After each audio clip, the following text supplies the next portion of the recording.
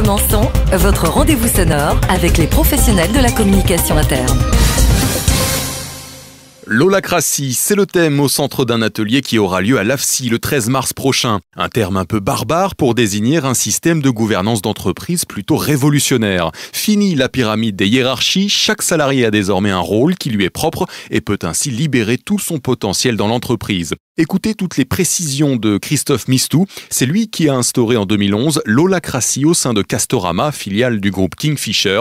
Il est aujourd'hui directeur commercial au sein de ce groupe. Christophe Mistou nous explique ce qui l'a amené à s'intéresser à l'holacratie. En fait, avant de m'intéresser à l'holacratie, je faisais le constat de difficultés de fonctionnement dans ma direction. C'était une direction de 350 personnes. De plus en plus de chefs de projet, beaucoup de ressources engagées finalement à faire la même chose. Il y avait un besoin de meilleure productivité. Et lorsque j'ai eu la chance de rencontrer Bernard-Marie Chiquet, qui m'a présenté cette nouvelle méthodologie, je me suis dit que c'était sans doute une réponse, ou en tout cas j'ai eu envie de l'expérimenter, puisque j'avais expérimenté pas mal de choses qui n'amenaient pas l'efficacité nécessaire. Dans les organisations importantes comme les nôtres, toute la notion d'ego, de pouvoir, qu'est-ce que je gagne, qu'est-ce que je perds, finalement prend la place souvent de quelle doit être vraiment ma contribution à l'organisation.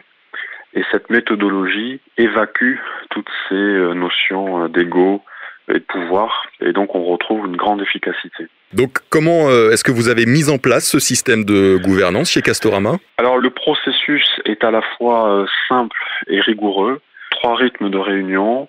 Une réunion stratégique qui fixe le cap, c'est 1 fois, 2 fois par an maximum. Ensuite, une réunion de gouvernance qui est sans doute le cœur de l'holacratie. Tous les mois, 2-3 heures, vous définissez la manière dont vous allez prendre des décisions. Donc ce n'est pas qui, mais c'est comment vous allez manager la décision. Donc un processus très rigoureux. L'objectif, c'est une politique de petits pas. On appelle ça du pilotage dynamique. La question à laquelle on essaie de répondre, c'est est-ce que la proposition que je fais pour travailler va permettre à l'organisation d'avancer. Et à partir du moment où on répond oui, on met en œuvre cette nouvelle façon de travailler. Le 3e rythme est une réunion opérationnelle. On est là sur une réunion par semaine de 1 heure où on règle vraiment toutes les problématiques du quotidien. Et donc, quel est votre retour d'expérience ? Quelles éventuelles suites ont été données ? Les suites, d'abord chez Castorama, puisqu'à l'époque c'était chez Castorama uniquement. Au bout de 6 mois, on m'a demandé d'arrêter en fait, en toute transparence, cette expérience.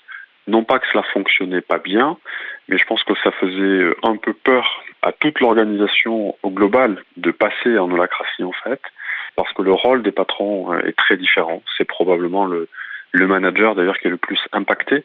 Et puis à l'époque, nous avions d'autres priorités à mener, donc les choix stratégiques ne se sont pas faits en ce sens. Je pense que c'est vraiment le point sans doute nécessaire. Ça doit partir, à mon avis, du haut pour pouvoir être supporté et dupliqué dans toute entreprise.